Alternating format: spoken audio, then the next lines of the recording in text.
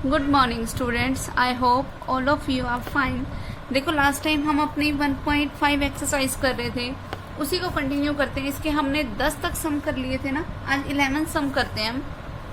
देखो क्या बोल रहा है इसमें हमने, देखो जो हमने 10 तक सम किए थे उसमें हमारे पास सिर्फ 2 ही केसेस थे। अब जितने भी हम सम करेंगे उन सब में 3 केसेस आएंगे, तो वो 3 केसेस को कैसे सोल्व करना है, हमें वेन डायग्राम की कैसे हेल्प लेके उसको छोटा बना सकते हैं सम को, ताकि हमें बार बार कोई फॉर्मूला ना लर्न करना पड़े, तो वो सब ध्यान से समझना। देखो क्या है हमारे पास, हम out of 40 students in A class की क्लास है और उसमें टोटल नंबर ऑफ स्टूडेंट्स कितने हो गए 40। 60 स्टडी इंग्लिश, 16 स्टूडेंट्स ऐसे हैं जो कि इंग्लिश स्टडी करते हैं, 22 अकाउंटेंसी एंड 26 इकोनॉमिक्स। 22 स्टूडेंट्स ऐसे हैं जो अकाउंटेंसी पढ़ते हैं और 26 स्टूडेंट्स ऐसे हैं जो इकोनॉमिक्स पढ़ते हैं। तो पहली चीज देखो जो हमें पता चली है इस फर्स्ट लाइन से, वो क्या है कि एक क्लास है जिसमें 3 टाइप्स के सब्जेक्ट पढ़े जाते हैं। पहला English, accountancy and then economics. तो इंग्लिश को अगर मैंने कोई ए इवेंट मान लिया, फिर अकाउंटेंसी को अगर मैंने कुछ बी मान लिया, एंड इकोनॉमिक्स को अगर मैंने कुछ सी मान लिया, तो मेरे पास देखो बनेगा क्या। अब देखो हमें बोला है कि क्लास में तो टोटल नंबर ऑफ स्टूडेंट्स कितने हैं 40। इसका मतलब number of elements of A union B union C कितने हैं मेरे पास 40। फिर number of elements in A, मतलब इंग्लिश पढ़ने वाले टोटल कितने स्टूडेंट्स बोल रहे हैं हमारे पास 60। एन ऑफ बी क्या बोल रहे हैं हमें हमारे पास 22, एंड एन ऑफ सी कितने हमें बोल रखे हैं वो है 26। क्लियर। फिर आगे देखो क्या बोल रहा है हमें, 5 study English and economics. 5 students ऐसे हैं जो इंग्लिश एंड इकोनॉमिक्स पढ़ते हैं। देखो जब भी वर्ड एंड आ जाए मीन्स हमें क्या बोल रखा है, इंटरसेक्शन बोल रखा है। अब देखो इंग्लिश और इकोनॉमिक्स, इंग्लिश को हमने ए से शो किया, इकोनॉमिक्स को हमने सी से शो किया, means n of A intersection C वाले कितने हो गए 5। फिर उसके बाद आगे देखो क्या है हमारे पास, 14 ऐसे हैं जो अकाउंटेंसी एंड इकोनॉमिक्स पढ़ते हैं, मीन्स अकाउंटेंसी एंड इकोनॉमिक्स का जो इंटरसेक्शन है वो क्या है हमारे पास 14। उसके बाद देखो 2 study all these 3 subject. 2 students ऐसे हैं जो तीनों के तीनों ही सब्जेक्ट्स पढ़ते हैं, means n of A intersection B intersection C. फिर हम बोला हमें if each student study at least 1 of the 3 subject, कि अगर हर एक स्टूडेंट की इन तीनों में से कोई ना कोई एक सब्जेक्ट तो कम से कम पढ़ता है, मतलब कम से कम एक सब्जेक्ट पढ़ रहा है और ज्यादा वो कितने भी सब्जेक्ट पढ़ सकता है, then find the number of student. Then हमें number of students find out करने हैं who study English and accountancy, मतलब इंग्लिश और अकाउंटेंसी का इंटरसेक्शन क्या होगा वो मुझे बताना है, means n of A intersection B क्या होगा वो मुझे बताना है।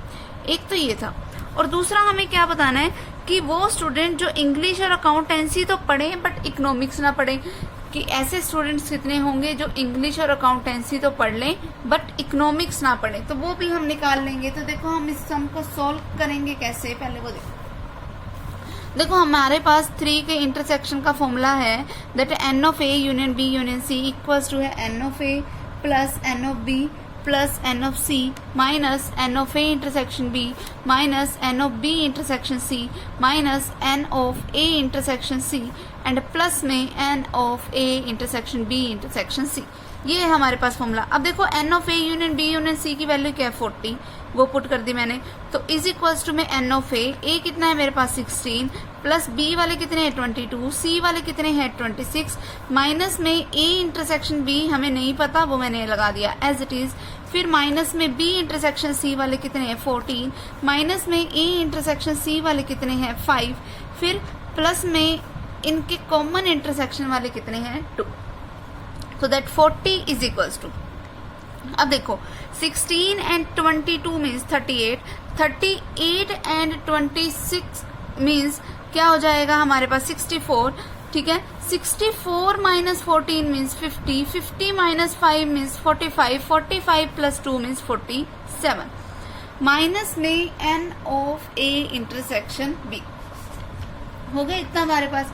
अब देखो क्या बना यहाँ से, अब n of A intersection B, इधर माइनस का, उधर जाके क्या हो जाएगा प्लस का, इज इक्वल्स टू, यहाँ पड़ा है मेरे पास 47 और ये 40 इधर प्लस का था, इधर आके क्या हो गया माइनस का। नाउ 47 माइनस 7 मीन 7, तो ए इंटरसेक्शन बी की वैल्यू क्या आ गई मेरे पास 7 आ गई। क्लियर है इतना। अब देखो फर्स्ट पॉइंट तो हमने जो निकालने को बोला था वो हमने निकाल दिया। अब आ जाओ अपने सेकंड वाले पॉइंट पे। अब देखो सेकंड वाला पॉइंट, देखो वैसे तो अगर तुम ऐसे जितने भी आ जाएंगे इसको सोल्व करना तुम्हारे लिए थोड़ा डिफिकल्ट हो जाएगा, क्योंकि हमें पता नहीं कौन कौन से फॉर्मूलों का कब यूज करना पड़ जाए। तो फॉर्मूले लर्न करने से अच्छा मैं तुम्हें एक तरीका बताती हूँ। देखो वो तरीका है वेन डायग्राम का। वेन डायग्राम से हमेशा हमारे पास एग्जैक्ट और एक्यूरेट आंसर ही आएगा, कभी भी कोई भी गड़बड़ नहीं होगी। देखो सबसे पहले 3 सब्जेक्ट्स हैं तो पहले 3 सर्कल्स ड्रॉ किए। फर्स्ट सर्कल शो करेगा इंग्लिश को, सेकंड सर्कल शो करेगा अकाउंटेंसी को, and third circle will show economics. यानी कि फर्स्ट सर्कल ए है, सेकंड सर्कल बी है एंड थर्ड सर्कल सी है मेरे पास, क्योंकि मैंने इनको ए बी और सी का ही नाम दे रखा है। उसके बाद सबसे जो तीनों में जो कॉमन चीज है ना वहां से शुरू कर दो। अब देखो एक चीज ध्यान से कि ये वाला पार्ट ऐसा पार्ट है जो ए में भी और बी में भी है, ये पार्ट ऐसा पार्ट है जो ए में भी और सी में भी है, और ये पार्ट ऐसा पार्ट है जो बी और सी दोनों में है। और एक ये वाला पार्ट देखो, ये पार्ट ऐसा पार्ट है जो ए बी और सी तीनों में है। तो जब भी हम वेन डायग्राम बनाने लगे तो जो सबसे कॉमन वाला पार्ट यानी कि ये वाला जो पार्ट है उससे शुरू करते हैं। अब देखो तीनों में जो कॉमन थे वो कितने थे 2, तो यहाँ पर मैं फिल कर दूंगी 2। आगे समझ। फिर अब आ जाओ किस पे, ए इंटरसेक्शन बी पे। अब देखो मैंने ए इंटरसेक्शन बी की भी वैल्यू निकाली, वो क्या है 7, यानी कि इस पूरे में टोटल कितने स्टूडेंट्स आने चाहिए 7। अब देखो इधर टोटल 7 आने चाहिए, जिसमें से 2 यहाँ पर आ चुके हैं, तो यहाँ के लिए मतलब कितने बच गए 5, टोटल मिला के हो गया ना 7। अब आ जाओ बी इंटरसेक्शन सी वाले पे। बी इंटरसेक्शन सी में टोटल कितने आएंगे 14, यानी कि इस पूरे में टोटल 14 स्टूडेंट्स आने चाहिए। 2 ऑलरेडी मैं यहाँ पर बिठा चुकी हूँ, तो इसका मतलब यहाँ पर कितने बच गए 12। आगे समझ। फिर अब आ जाओ ए इंटरसेक्शन सी वाले पे। ए इंटरसेक्शन सी में टोटल कितने हैं 5 में से 2 मैं यहाँ ऑलरेडी लगा चुकी हूँ, तो मतलब यहाँ कितने बच गए 3। पहले 3 का इंटरसेक्शन लिया, फिर 2 के इंटरसेक्शन ले लिए। अब सिंगल सिंगल पे आओ। अब देखो एन ऑफ ए में टोटल कितने स्टूडेंट्स है 16। अब देखो यानी कि इस पूरे सर्कल में टोटल 16 स्टूडेंट्स आने थे, और यहाँ पर अब कितने आ गए वो देखो 5 and 2 7, 7 and 3 10 मैं ऑलरेडी ए में फिल कर चुकी हूँ। इसका मतलब यहाँ के लिए कितने बच गए सिर्फ 6। फिर अब एन ऑफ बी के स्टूडेंट्स बताओ। देखो एन ऑफ बी में टोटल स्टूडेंट्स थे 22। अब इन 22 में से मैं यहाँ पर कितने फिल कर चुकी हूँ 5 and 2 7, 7 and 12 मीन्स 19। अब इन 22 में से मैं 19 तो ऑलरेडी फिल कर चुकी हूँ, तो इसका मतलब बी में अब बचे कितने यहाँ पर 3। फिर अब आगे सी वाले फिल करो। सी में टोटल कितने थे 26। अब इन 26 में से मैं फिल कितने कर चुकी हूँ 3 and 2 5 and 12 17। ठीक है 17 मैं ऑलरेडी फिल कर चुकी हूँ, तो यहाँ के लिए कितने बच गए सिर्फ 9। अब देखो हमें सेकंड पॉइंट में पूछा क्या है। सेकंड पॉइंट में पूछा है English and accountancy but not economics. अब मुझे वो स्टूडेंट्स बताने हैं जो इंग्लिश और अकाउंटेंसी तो पढ़ते हैं लेकिन इकोनॉमिक्स नहीं पढ़ते। तो इंग्लिश और अकाउंटेंसी का जो कॉमन पार्ट है वो तो ये है, लेकिन इस पार्ट में ये वाले तो इकोनॉमिक्स वाले भी हैं, क्योंकि ये पार्ट तो इकोनॉमिक्स में भी कॉमन है। तो इसको छोड़ दो, बचा क्या सिर्फ ये वाला पार्ट। सिर्फ ये पार्ट ऐसा पार्ट है जिसमें इंग्लिश वाले भी हैं, अकाउंटेंसी वाले भी हैं, लेकिन इकोनॉमिक्स वाले नहीं हैं। तो इसका रिजल्ट सेकंड पार्ट का रिजल्ट क्या हो जाएगा, English and accountancy but not economics का रिजल्ट हो जाएगा क्या 5। ठीक है क्लियर। तो इसका रिजल्ट आ जाएगा 5 और यही हमारा आंसर हो जाएगा। क्लियर। इस तरीके से हम किसी भी पार्ट को इजीली सॉल्व कर सकते हैं। अब जैसे मान लो ये मैं तुम्हें कोई जैसे मान लो मैंने तुम्हें अब ये 15 सम करवाती हूँ तुम्हें, ये थोड़ा बड़ा सारा, इसके काफी सारे पॉइंट्स है, ये करवा देती हूँ मैं फिर ये 14th भी करवा देते हैं, पर पहले एक बार वेन डायग्राम कर रहे हैं तो हम इसको एक बार स्टडी कर लें। देखो क्या है हमारे पास, इन ए सर्वे ऑफ 25 स्टूडेंट्स की एक सर्वे किया गया 25 स्टूडेंट्स के ऊपर।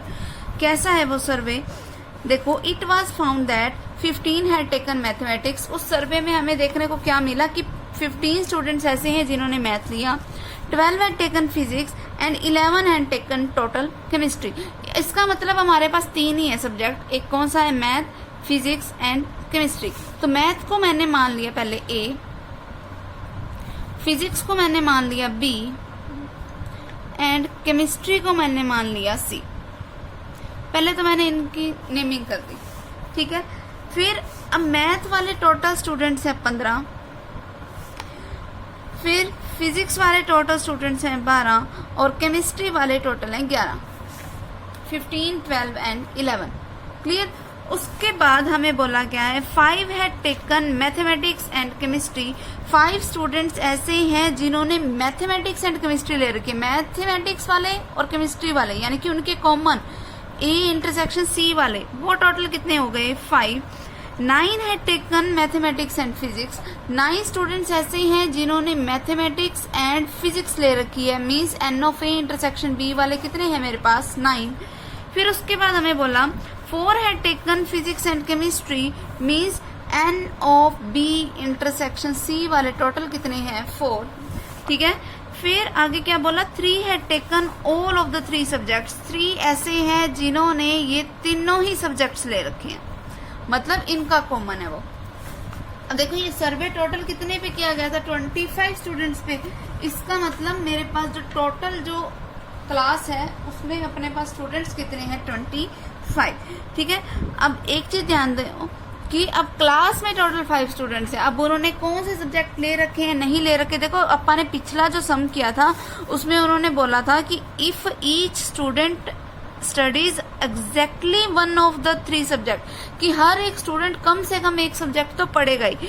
यहाँ पर उसने ऐसा कुछ नहीं बोला कि कोई ये 25 स्टूडेंट में से ऐसे कोई स्टूडेंट है जो जिन्होंने कम से कम एक तो ये वाला सब्जेक्ट ले ही रखा हो। मतलब इन 25 में ऐसे स्टूडेंट्स भी हो सकते हैं जिन्होंने इन तीनों में से कोई भी सब्जेक्ट ना ले रखा हो।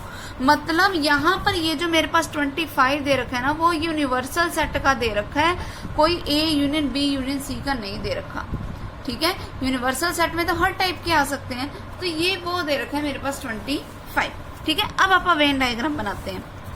देखो अभी वरना इतने 8 पार्ट्स हैं, अगर वेन डायग्राम ना होता तो ये 8 पार्ट करने तुम्हारे लिए बहुत डिफिकल्ट हो जाते। ये देखो कैसे करेंगे हम इनको सोल्व। सबसे पहले हमने 3 सर्कल्स ड्रॉ किए। First circle will show A, second will B and third will be C. मतलब फर्स्ट है मेरे पास मैथ का, सेकंड है फिजिक्स का एंड थर्ड किसका है, केमिस्ट्री का।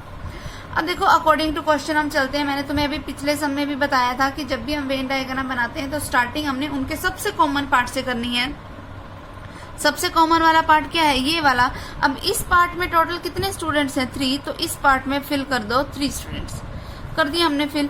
फिर हमें बोला क्या है कि ए इंटरसेक्शन सी में टोटल कितने स्टूडेंट्स है 5, तो ए इंटरसेक्शन सी ये पूरे वाला है, इसमें टोटल कितने स्टूडेंट्स है 5, 3 इसमें यहाँ ऑलरेडी आ चुके हैं, तो यानी कि यहाँ के लिए कितने बच गए 2। फिर ए इंटरसेक्शन बी में टोटल कितने स्टूडेंट्स है 9, यानी कि यहाँ पर टोटल कितने स्टूडेंट्स आएंगे 9, 3 यहाँ आ चुके हैं, तो यहाँ के लिए कितने बच गए 6।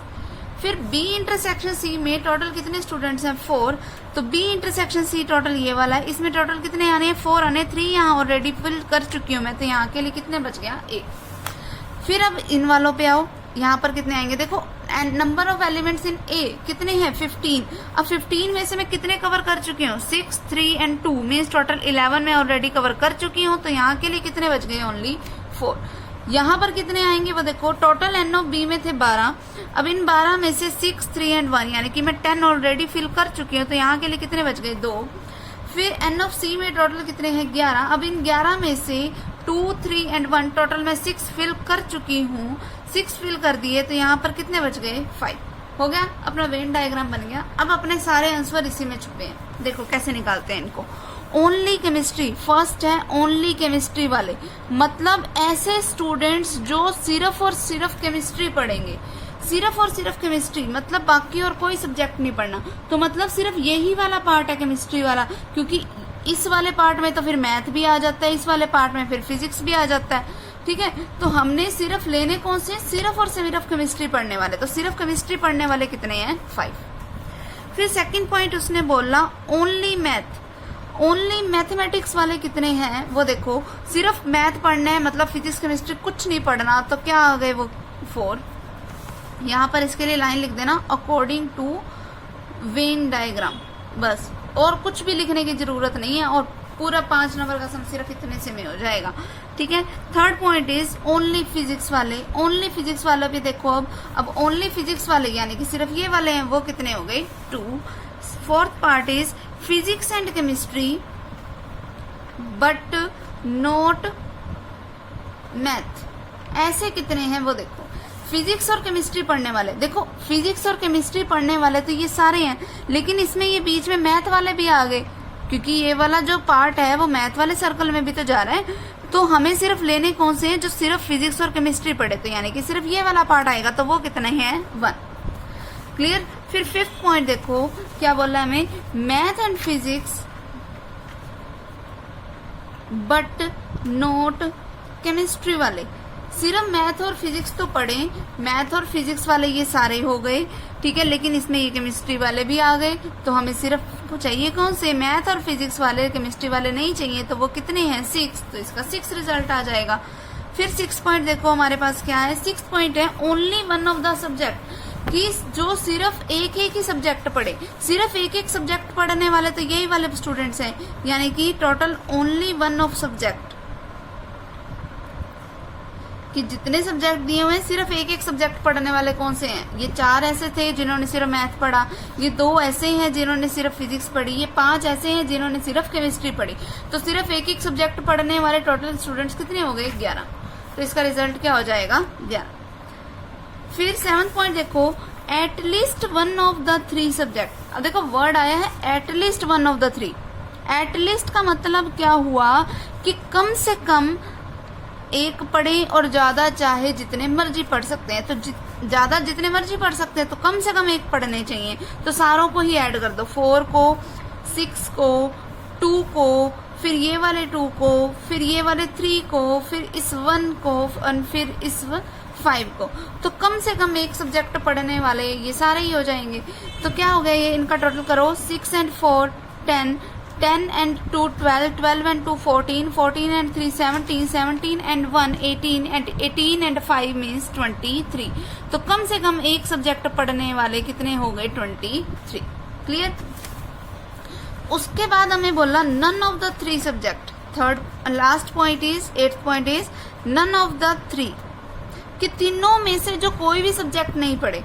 देखो अभी मैंने ये सारा टोटल अभी करके देखा कि कम से कम एक सब्जेक्ट करने वाले तो टोटल 23 स्टूडेंट्स थे, मतलब इन तीनों सब्जेक्ट्स को पढ़ने वाले टोटल मिला के मेरे पास 23 स्टूडेंट बने, लेकिन क्लास में टोटल बच्चे कितने थे, 25, तो मतलब 25 में से 23 को मैंने माइनस कर दिया, तो मतलब 2 स्टूडेंट ऐसे थे जिन्होंने इनमें से कोई भी एक भी सब्जेक्ट नहीं पढ़ा। क्लियर है। इस तरीके से हमने इन सम्स को सोल्व करना है। ओके, उसके बाद देखो ये 14th वाला सम, देखो 14th सम क्या है। अब ये जो ये बीच में छोड़े हैं ये अपने आप ट्राई करना है, 12th एंड 13th, ठीक है। अब देखो क्या बोल रखा है, इस survey shows that 67% of the people like product P1, कि एक सर्वे हुआ और उससे हमें पता चला कि 67% पीपल ऐसे हैं जो प्रोडक्ट P1 को लाइक करते हैं, ठीक है। फिर वेयर है 73% लाइक प्रोडक्ट P2 और 73% पीपल ऐसे हैं जो प्रोडक्ट P2 को लाइक करते हैं। If X% of the people like both the products P1 and P2 then find the value of X। अब देखो परसेंट की बात हो रही है, परसेंट तो हमेशा आप कितने में से निकालते हैं, 100 में से निकालते हैं, मतलब प्रोडक्ट P1 और P2 का जो यूनियन जो होगा वो क्या होगा, 100 होएगा, ठीक है। क्योंकि जब भी आप परसेंट की बात करते हैं तो मतलब 100 में से ही निकाल रहे हैं ना, तो मतलब इनका यूनियन जो है वो सिर्फ और सिर्फ क्या है, 100 है। अब देखो P1 प्रोडक्ट को लाइक करने वाले कितने पीपल हैं, 67। फिर P2 प्रोडक्ट को लाइक करने वाले टोटल पीपल कितने हैं, 73, ठीक है। अब हमें ये बताना है कि ऐसे कितने लोग हैं जो दोनों को ही लाइक करते हैं। तो उसने हमें दोनों को लाइक करने वाले पीपल कितने बोले हैं, एक्स। तो हमें इस एक्स की क्या वैल्यू होगी वो बतानी है। तो हम सिर्फ वो फॉर्मूला लगा देंगे that n of P1 union P2 equals to n of P1 plus n of P2 minus में इन्हीं का इंटरसेक्शन। क्या बन जाएगा, 100 is equals to 67 plus 73 minus में एक्स। ठीक है, अब 100 इज इक्वल्स टू, इन दोनों को ऐड करोगे क्या आएगा मेरे पास, 7 3 10 कैरी 1 140 माइनस एक्स। अब ये x जो है इधर माइनस का उधर जाएगा तो प्लस का हो जाएगा। So that x is equals to, ये 100 इधर प्लस का उधर आएगा तो माइनस का, 140 माइनस 100 मीन्स 40। मतलब 40% पीपल ऐसे हैं जो दोनों ही प्रोडक्ट्स को लाइक करते हैं और यही हमारा सम में इसने पूछा था। क्लियर। उसके बाद लास्ट सम देखो क्या है हमारे पास। वैसे तो लास्ट सम की हमें हिंट दे रखी है। A market research group conducted a survey of 2000 consumers की एक रिसर्च मार्केट रिसर्च ग्रुप है और 2000 कंज्यूमर्स पे वो सर्वे कर रहा है and reported that 1720 consumers like product P1। 1720 लोग ऐसे हैं जो प्रोडक्ट P1 को लाइक करते हैं। 1450 consumers like product P2। 1450 consumers ऐसे हैं जो प्रोडक्ट P2 को लाइक करते हैं। What is the at least number that must have like both the product. अब मुझे ये बताने हैं कि ऐसे कितने लोग होंगे जो, कम से कम ऐसे कितने लोग होंगे, क्योंकि उसने लिस्ट पूछा है, कम से कम ऐसे कितने लोग होंगे जो दोनों ही प्रोडक्ट्स को लाइक करेंगे। देखो टोटल सर्वे ऐसा किया गया कि 2000 लोगों पे किया गया। अब उसने ये तो नहीं बोला कि कम से कम एक लोग तो ऐसा होना चाहिए जो कम से कम एक चीज को तो लाइक करे। तो ऐसा भी हो सकता है इन 2000 में से कि ऐसे लोग भी हो सकते हैं जो ना P1 को लाइक करते हैं ना P2 को लाइक करते हैं। इसीलिए हमने यहाँ पर यूनिवर्सल सेट लिया। क्या, number of elements in universal set मैंने ले लिया 2000 and number of elements in A क्या है जो प्रोडक्ट P1 को लाइक करते हैं वो कितने हैं, 1720 and the number of people who like product P2 उसको मैंने B नाम दिया और वो कितने हैं 1450। जो दे रखा था वो हमने सारा लिख दिया। फिर अब मुझे निकालना क्या है कि ऐसे कम से कम कितने लोग हैं जो कि इन दोनों ही प्रोडक्ट्स को लाइक करते हैं, मतलब उनका कॉमन बताना है मुझे। तो देखो हमें n of A union B निकालना आता है। वो क्या होता है, n of A plus n of B minus n of A intersection B. तो इन दोनों का टोटल यहाँ आ गया माइनस में n of A intersection B. अब हमें पता है कि यूनिवर्सल सेट में, अब देखो हमें पता है कि कोई दो सेट का हम यूनियन लें, यूनियन लेके जो एलिमेंट्स बनेंगे वो या तो यूनिवर्सल सेट के बिल्कुल इक्वल हो सकते हैं या उससे कम हो सकते हैं, क्योंकि यूनिवर्सल सेट सबसे बड़ा सेट होता है। तो n of A union B क्या होगा, यूनिवर्सल सेट से कम होगा। तो n of A union B की तो मैंने ये वैल्यू निकाल ली। तो मेरे पास क्या बन गया, 3170 minus n of A intersection B is less than equal to n of universal set. अब यूनिवर्सल सेट में कितने लोग थे, टोटल 2000। ठीक है, अब ये 2000 इधर आके माइनस का हो जाएगा, ये उधर जाके प्लस का। 3170 n of A intersection B क्या बन गया यहाँ से, 1170 is less than equal to n of A intersection B.